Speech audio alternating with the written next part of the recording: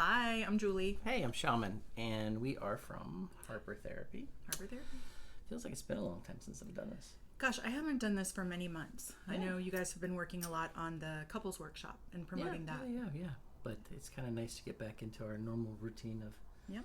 putting stuff out and talking to the community, and you're talking about boundaries. Right? I am talking about boundaries, and the book that I'm referencing to talk about this is called Creating Boundaries That Stick, and it's by Julianne Shore, and she's one of the people who trained with Terry Real as well. Okay, I was wondering because there's a lot of Yeah. the same language. Okay, I was trying to decide if was that just boundaries in general or was that like a lot of the same. Yeah. So I think even though you guys have been talking a lot about couples and the couples workshop, this is a lot of information that's also related to being in a healthy relationship. Just life, any relationship, right? Like, Yeah. and like social media, because I was reading some of the stuff through your blogs about. We'll get into all that. Yep. So the first blog and what we wanted to talk about this week is just the general idea of boundaries. And a lot of people have a difficult time even thinking about boundaries. It feels selfish. It feels unkind. Right. And kind of the work of Terry Real and Julianne Shore and the idea of boundaries in general turns that on its head.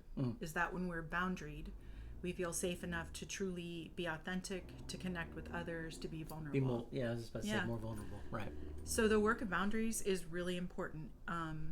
Specifically in this work, which the therapists here work with their clients with. Yeah, absolutely. Looks at the neurobiology of it, and it has a specific kind of activities so that you can really kind of really embed this information so that skills become strategies and it's not just talk.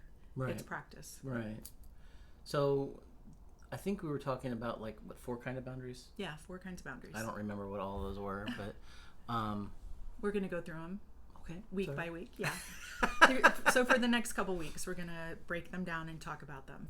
And a big part of what in your first blog here was what she was talking about was the okayness, like that safe space, right? That kind of comes from having the proper boundaries in place. Yeah. And I think it's interesting, like the idea that, because boundaries sound, you mentioned it a second ago, but almost like counterintuitive to the idea of, I'm going to put all these things around me, is kind of the way you envision it, right? To protect myself from everything else. Like that's what I think of when I think of boundaries, just on like a face value. But this is more of like the concept of being, in Terry Real's work, like healthy same as, right? Like I'm going to try to put myself in a place of health, what she says, okayness or safety, so that I can be more vulnerable, more intimate, more connected, and it's more appropriate rather than just like being completely boundaryless where there's no walls and it's just like an explosion of emotion and or a shutdown. I was just gonna say, or the other end of that is just a complete walled off, contained, and no connection or relationship going on. And it's really cool how like this kind of work applies to any relationships, right? Like work relationships and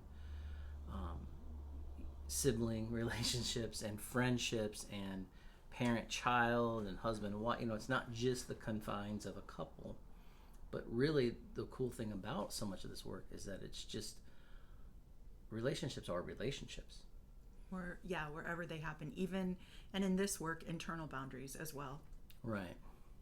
So it should be a pretty cool next couple of video sessions talking about, because boundaries is so much bigger than just, oh no, I'm walling everybody off and shutting everybody else down and not letting anything in. There's like so many different aspects to this whole.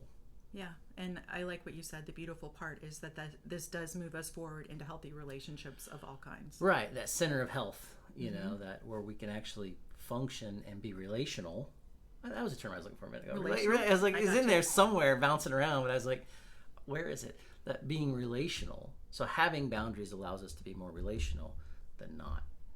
So, because when we're walled off, either extreme of boundaries, when we have no boundaries or we're completely walled off and locked away, neither one of those states are relational at all. But having like the appropriate boundaries for ourselves and containing ourselves to others, right? Like all of a sudden now we're in a very safe, okay place, healthy place to be in relationship with other people. Yeah. It's pretty cool. Yeah, join us. Yeah.